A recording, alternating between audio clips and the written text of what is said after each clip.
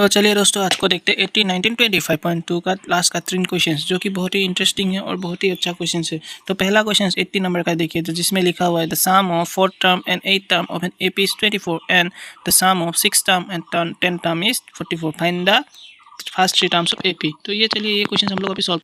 तो इस क्वेश्चन में आपको first 3 terms of an AP निकालने बोला है, जिसका लिए हमें ए और डी का वैल्यू निकालना पड़ेगा। तो इसमें देखिए बहुत अलग तरीके से क्वेश्चन जो है, लेकिन अच्छा है। First some of 4th term A4 और 8th टर्म को जब प्लस करेंगे तो आंसर कितना निकलेगा, 24 निकलेगा बोला है। तो A4 को हम क्या लिख सकते हैं, A plus 3D plus 8th term को क्या लिख सकते हैं, A plus 7D equal to 24। तो A ट्वाइस है, then 3 plus 7 10D equal to 24। तो इसमें सब लोगों को ऐसे 2 से डिवाइड कर सकते हैं। 2 कॉमन ले लीजिए, A plus 5D equal to 2 into 12, 2 cancel, तो A plus 5D equal to 12। ये इक्वेशन 1 पहला इक्वेशन बन गया है। सिमिलरली दूसरा इक्वेशन बनाना है, आपको क्या करना है, 6 टर्म एंड 10 टर्म। तो A6 और A10 को जब करेंगे हम लोग कितना मिलेगा बोला है, 44। तो ये भी सेम है। A6 को क्या टर्म लिख सकते हैं, A प्लस 5D लिख सकते हैं, A प्लस 5D प्लस 10 को क्या लिख सकते हैं, A प्लस 9D लिख सकते हैं इक्वल टू 44। तो ट्वाइस है 14D इक्वल टू 44। इसको भी 2 से डिवाइड कर सकते हैं, 2 से डिवाइड कीजिए, एक ले लिए, इसमें 7D हो जाएगा। ये आपका 2 इंटू 22 लिख सकते हैं, 2 कर दिया, बच गया A plus 7D equal to 22। ये इक्वेशन नंबर 2 दीजिए।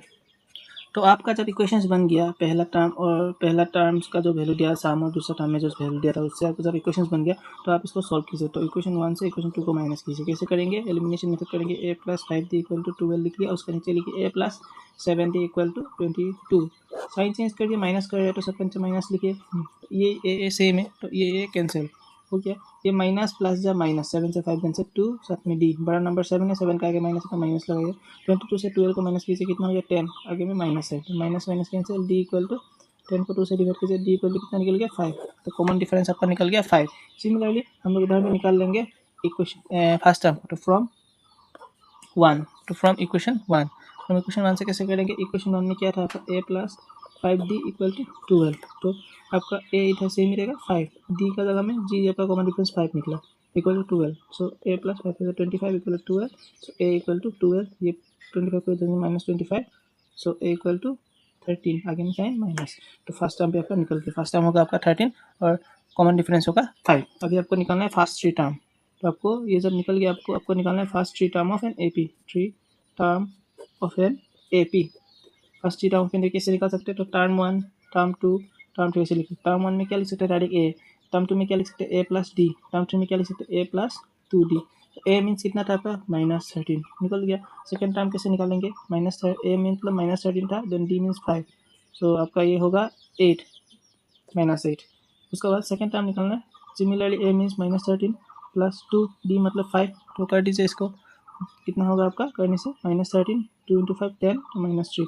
तो अल्टीमेटली आपको A कौन सा मिला, आपको काम मिल चुका है ए पी इक्वल टू कितना, माइनस 13 माइनस 8 माइनस 3। तो चलिए देखते हैं अब दूसरा क्वेश्चन, 19 नंबर का क्वेश्चन, जिसमें बोला है आपका Chandana started works in 1995 at the annual salary of 5,000. She receives an increment of 200 each year. In which year did his income reaches to 7,000? मतलब चंदना नाम का एक लड़की है जो 1995 से काम कर रहा है, उसका स्टार्टिंग सैलरी कितना था, 5,000, और उसका हर साल कितना इंक्रीज होता है, 200 करके। तो इधर में बोला विच ईयर, मतलब कौन सा साल में, नंबर्स ऑफ ईयर्स कितना होगा, कितना साल करने के बाद उसका 7,000 निकलेगा और कौन सा साल में मिलेगा। तो चलिए देखते हैं क्वेश्चन को कैसे सॉल्व कर सकते हैं। तो इधर पे आपका 19 नंबर क्वेश्चन में चंदना जो है उसको 1995 साल में आपको कितना मिला था, पहला इंक्रीमेंट, पहला सैलरी कितना मिला, 5,000। तो 5,000 को हम लोग फर्स्ट टर्म पकड़ सकते हैं। फिर जो इंक्रीमेंट हर साल होगा 200, उसको हम लोग क्या पकड़ सकते हैं, कॉमन डिफरेंस हो गया। फिर आपका कब तक 7,000 होगा, वो हम लोग को निकालना है, कौन सा साल तक 7,000 होगा, उसको हम लोग क्या पकड़ सकते हैं, लास्ट टर्म। तो पहले हम लोग क्या निकाल लेंगे, नंबर्स ऑफ ईयर्स, मतलब कितना साल करने का बाद ये निकलेगा। तो कहिए एन का फॉर्मूला लगाइए, N equal to A plus N minus 1 D. N मतलब 7,000 equal to A means 5,000 plus N minus 1 आपका सेम ही रहेगा। कॉमन डिफरेंस आपका होगा 200। ये 7,000 यहाँ पे रखिए, ये 5,000 को इधर लेके आए, minus 5,000 equal to N minus 1 into 200। इसको अगर माइनस करेंगे कितना होगा, 2,000 equal to N minus 1 into 200। तो ये देखिए, ये जीरो हम लोग कैंसिल कर सकते हैं। तो 20 ये 2 इधर मल्टीप्लाई था, इधर आ गया, डिवाइड हो जाएगा n-1, सो कैंसिल कीजिए, निकल गया आपका 10 इक्वल टू n-1। तो नंबर्स ऑफ ईयर्स कितना हो गया, 10 + 1 इक्वल टू 11।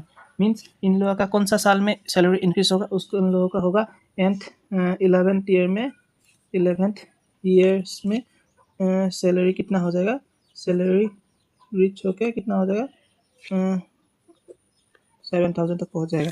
अभी आपका करना है कौन सा ईयर में, तो इधर में आपका क्वेश्चन से बोला था उन लोगों ने आपका स्टार्टिंग किया था, जो चंदना लड़की है उस ज्वाइनिंग किया था 1995 में। तो हर साल हो रहा है, मतलब 1995 से कर रहा है, तो हम लोग को मालूम हो गया पहला साल कौन सा है, 1995, उसका 1996, उसका 1997, इस टाइप से ईयर्स जाता रहेगा। तो हम लोग को इधर में से आपका क्या मिल गया, फर्स्ट साल मिल गया 1995 मिल गया। ठीक इसी तरह कॉमन डिफरेंस मिल जाएगा, इन दोनों को माइनस कर से दोनों साल का बीच में डिफरेंस क्या है, 1। तो हम लोग को कौन सा निकालना है, 11th ईयर कौन सा होगा, तो निकालिए a + n-1 d। a means आपका 1995 प्लस n-1 मीन्स 11 से 1 इंटू d1, सो 1995 + 10, ये अगर कर देंगे हम लोग को निकल जाएगा 2005। तो कौन सा साल होगा जिस साल में उनका सैलरी 7,000 पहुंच जाएगा, वो साल है 2005।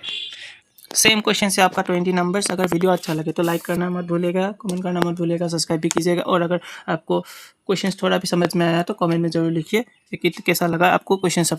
और अभी लास्ट का क्वेश्चन देखिए, 20 नंबर का क्वेश्चन जो बोला है, Ramcharan save ₹5 for the first week in the year. मतलब रामचरण जो है वो हर वीक में ₹5 करके रुकाता है, सेविंग करता है, और हर वीक में क्या होता है, उसका सेविंग में इंक्रीमेंट हो जाता है 1.75, मतलब 1.75 एक ज़्यादा डालता है। अगर ये वीक में ₹5 डाला तो नेक्स्ट वीक में उससे थोड़ा ज़्यादा होगा, तो इस टाइप से। तो कौन सा वीक में उसका सेविंग कितना हो जाएगा, ₹20.75 होगा। ये सिंपल है, आपको n टर्म से सॉल्व करना है, तो मैं पहले से बता चुका हूँ। अगर आप लोगों को कुछ भी डाउट है आपको कमेंट कीजिएगा, तो उस टाइप से हम लोग सॉल्व करने के लिए ट्राई करेंगे। होगा तो चलिए देखते हैं इसको कैसे सॉल्व कर सकते हैं। इधर में आपका बोला है 20 नंबर क्वेश्चन में आपको बोला है जो रामचरण जो पहला वीक में कितना सेव किया, उसने पहला वीक में ₹5 सेव किया, तो हम लोग पकड़ सकते हैं फर्स्ट टर्म इक्वल टू 5।